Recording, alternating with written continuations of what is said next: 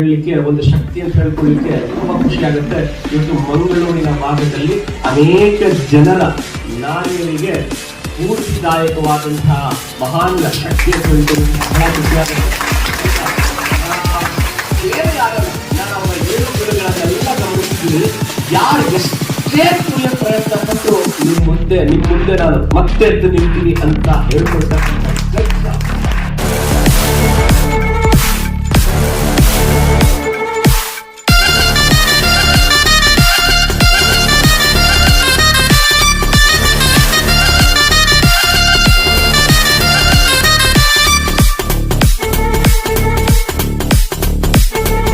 ಗೆಲುವನ್ನು ಮಾಯೆ ಸೋಲದು ನಾಳೆಗೆ ಈ ಶುಭ ವೇಳೆ ನನಗೆ ಹೂಮಾಲೆ